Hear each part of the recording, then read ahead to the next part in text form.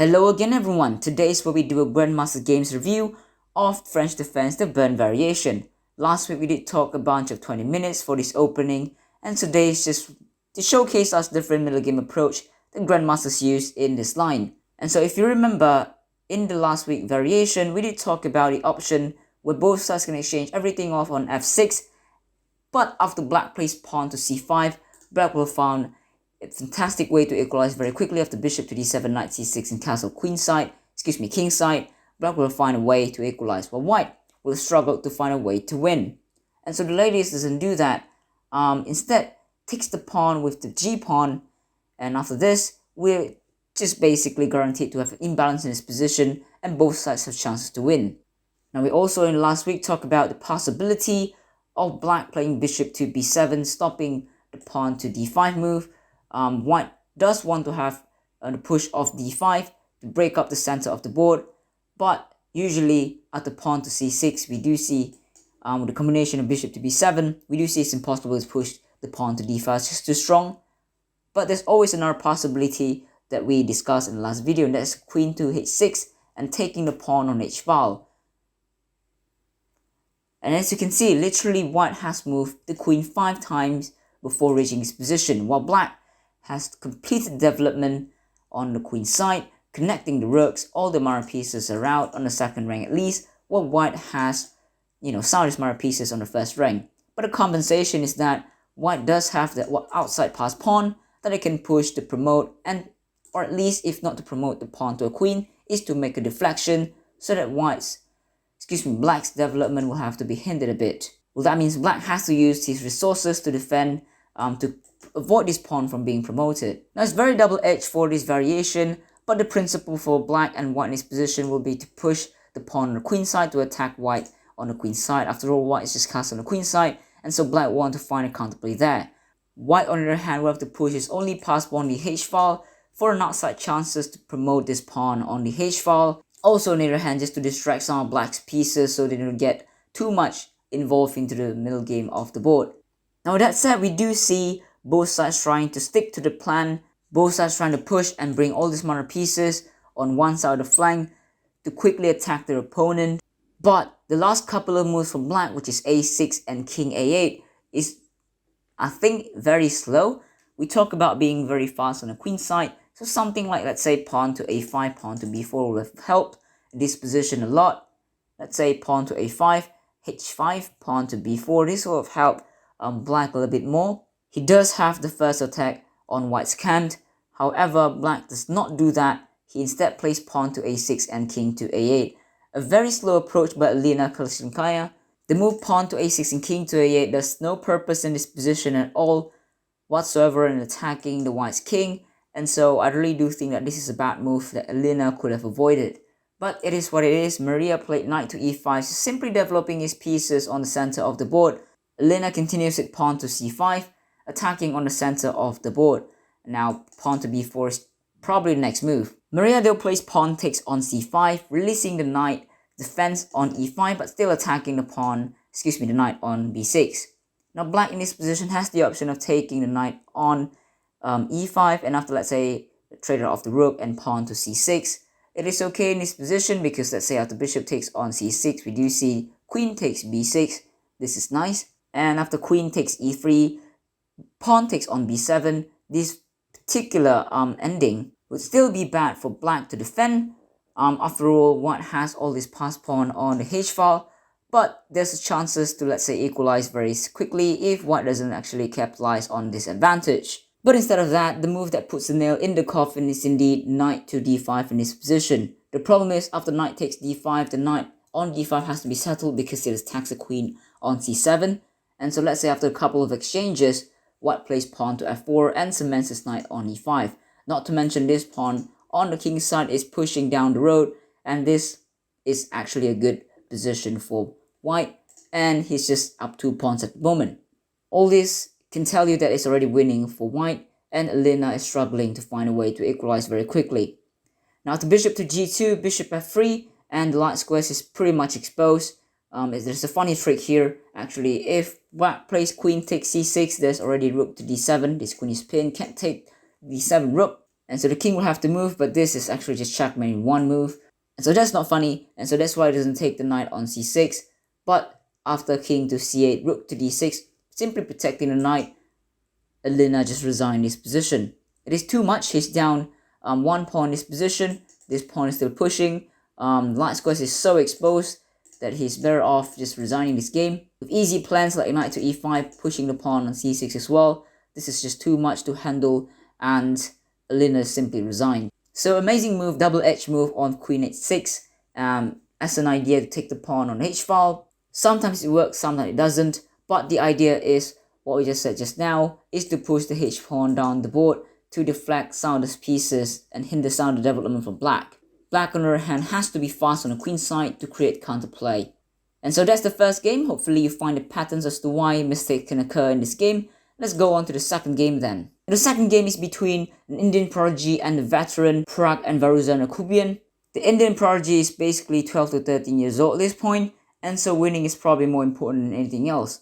But Varuzhan Akobian is no pushover as well. He pushes the pawn to b6, bishop to b7 as we talked about, and pawn to c6 controlling d5 square, so nothing and no one will be pushed to d5.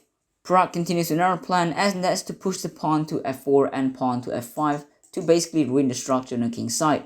Nope, said black, and pawn to f5, stopping everything on the king's side and maintaining every structure in the center of the board. Now the play developed with knight to f3, after castle on the queen's side, knight to e5. Very typical move in this variation is to bring your minor piece on the center of the board, but this one just guarantees nothing. After knight takes on e5, pawn takes on e5, white does have a very nice center control and center space, but this guarantees nothing. After, let's say, pawn to h5 in this position, pawn to h4, rook to g8, black has played a fantastic defense in this variation, now controlling g4 square as well, so there will be no pawn to g4. d5 square is firmly controlled. Not to mention, black still has double bishop pair that is quite active at the moment, with the possibility of opening it up and play bishop to c5 for example. And so already we can say that Varuzhan Akobian has equalized very simply, while Parag has to find his own way and use his own creativity to win the game. Parag plays rook takes d8, but after pawn to c5, everything is forced to be traded off after queen to b7. We instead can play queen to f1 if we wanted to, but this would have been too passive. Whereas we'll defend rook on f1, h1, but after b5 and a5, this would have been proved too passive, and I don't know, perhaps black in this position might have chances to win instead. And so let's just say queen takes b7 is forced, and after rook to d1 and pawn to c4, this position seems to be very equal, and so I won't have to talk too much into this. But after rook to g4 in this variation, white did give some chances for black to win. Instead of playing rook to c3 protecting everything on the cant, and let's say after rook to e4, knight to e4, rook takes e5, knight takes h5, he instead plays king to f3, letting go of the pawn on c4. But the problem is, now black has a passed pawn on the queen's side that is very fast, that's going to be pushed down the board.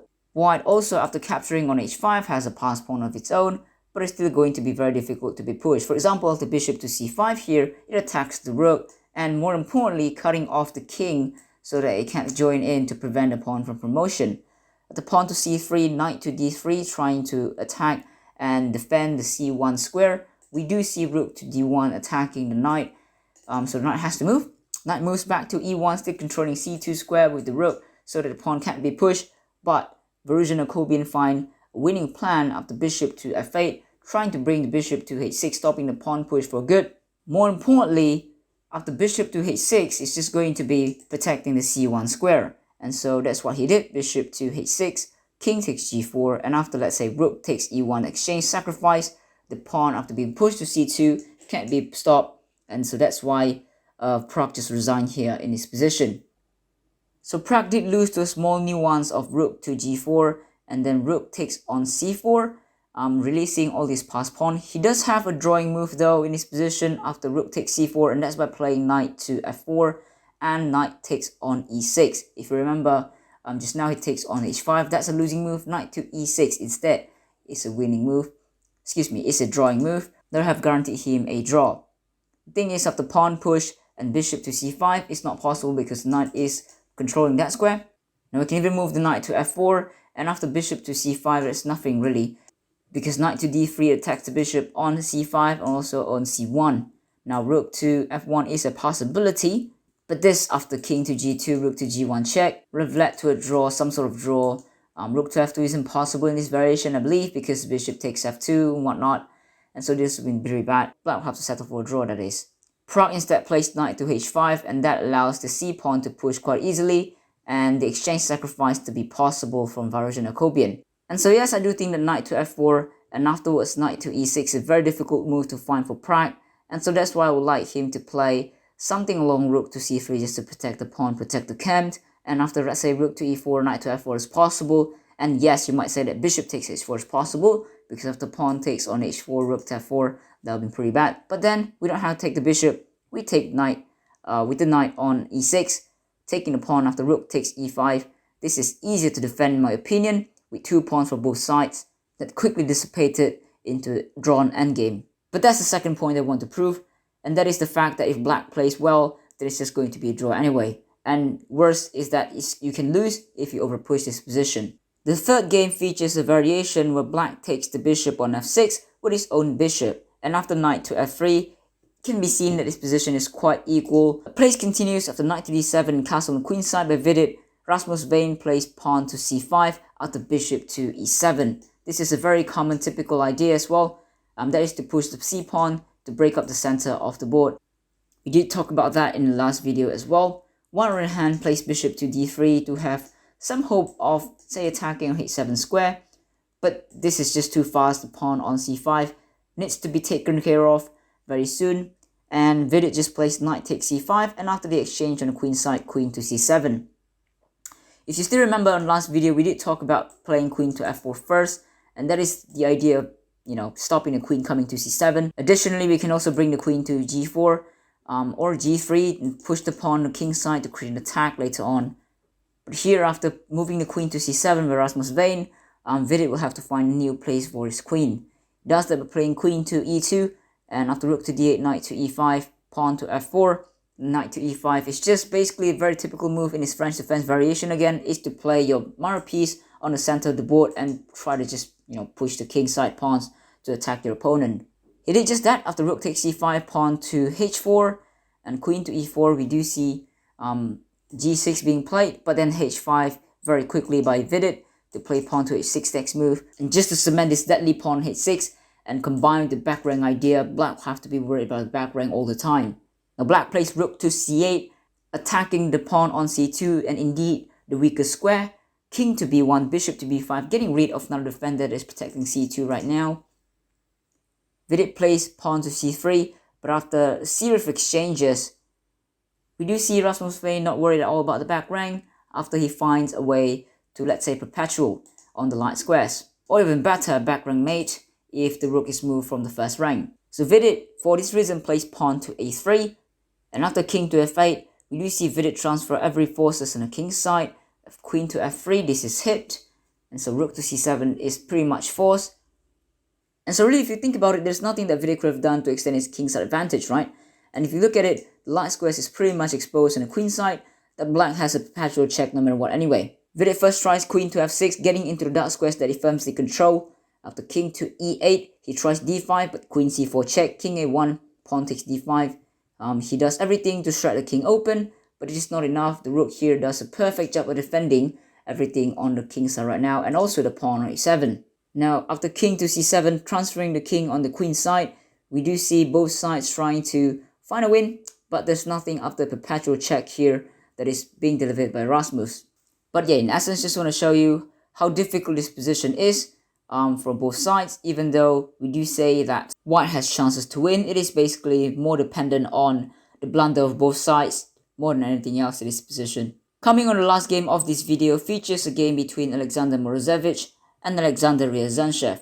And in this position, white plays queen to d3. Now queen to d3 has an idea of cheeky checkmate after knight to g5 and queen h7.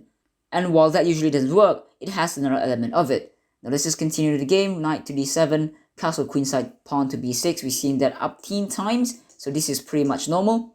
And this position, pawn to h4, is played. Pawn to g4, attacking the queenside. You can count on my man Alexander Morozevich to actually play this position out, be aggressive possible if he needs to, basically. Now to bishop to b7 and knight g5 in this position, we do see why it doesn't work with pawn to h6. The knight will quickly be kicked out from the position, but then after knight to c5, threatening mate also threatening to take the bishop on b7. We do see the possibility of taking the knight with the bishop, and by the way, not taking with the pawn because of the pawn takes and the bishop takes. This is checkmate, supported by the rook on h1. And so bishop takes, but after, let's say, knight takes d7, black can't even take on d7 because pawn takes g5, that's winning for us. And so he has to let that go. Bishop takes on h4, usually played, and after knight to f8, rook to f8, this will be proved to be fine for black. Although white is slightly better because of the exchange that he has right here on h1, open attacking the h-file. Ryazantsev in this position chose to play rook to d8, and so after knight to c5, he can have the options of knight to f8, protecting h7 square for good. Now Morozevich did play knight takes b7, but as you can see, there's no way out for the knight. Even though he gains a piece, he'll lose it in the next few turns. Obviously as well, with the knight to f8 move, it opens the rook and the bishop's coordination to attack on d4, so he does that. Takes on d4, attacking the queen has to move, and after the trade on d1, he could have simply just played rook to b8 in this position, attacking the knight. Although now I have bishop to a6, this knight is pretty much forced to be moved somewhere to ruin the structure on the queen side and to be taken because it's just trapped, it can't get out. And the bishop on a6, yes, it defends the knight on b7, but it's forever stuck there. And so to have your two more pieces stuck there and two squares, I don't think it's a very good trade. So yeah, some point he might just bring this knight out to be sacrificed. So yeah, I think rook to b8 would have been a simple move to attack the knight. Instead, he does play pawn to h6, attacking the knight first, and after the knight comes to e4, Ryazantsev plays bishop takes b2. On the retrospect, if he plays rook to b8, trying to take the knight next move, then I suppose something like knight takes f6, queen takes f6, and bishop to a6 is already good for white. Firstly, he takes away another defender of the d8 square, and so let's say after queen to f2, which is a blunder in this position, because now I can escape with knight to d8 and knight to c6, so that would be pretty bad for black. And let's say he doesn't take the pawn on f2 anyway, and we still have the stuck configuration on a6 and b7, but sure, you can not take the pawn on f2, but then knight to g6, we still play something along the line of queen to d7, taking a pawn on c7, and so Ryazantsev plays for a desperate move, desperate playing bishop takes on b2. Idea is simple, after king takes b2, queen b4, queen takes e4, the knight was hanging there on e4, that's also attacking knight on b7, that will be pretty good for black to play. But instead, pawn to c3, blocking everything on b4, bishop takes simply, knight takes on c3, and so yeah, black simply just stuck in this position. He continues bishop to a3, but after queen to b3, bishop to e7, g3. We simply exchange off on d6, and in this position we're not down material, instead we're up. And in this position, black just loses simply because we just up this amount of pieces, and the pass pawn, the center of the board is easy to stop. I believe I won't have to talk about the endgame. You guys can try it out on your own, stopping this pawn on e2. Rather simple. The point of this video is to show you the opening can be played in multiple ways and it's very flexible. But most of the time leads to a draw anyway if black plays very well. And that has been actually enhanced by the discovery of the engine basically. And everybody's been finding that this position is not very difficult to play for black if you had given some time to actually research this opening. And so that's that. I hope you can have a shed of light on this opening and how to play it from both sides. If you enjoyed the review a lot, I'll actually appreciate it if you press the like button. Otherwise, I'll see you in the next one pretty soon. Thanks for watching.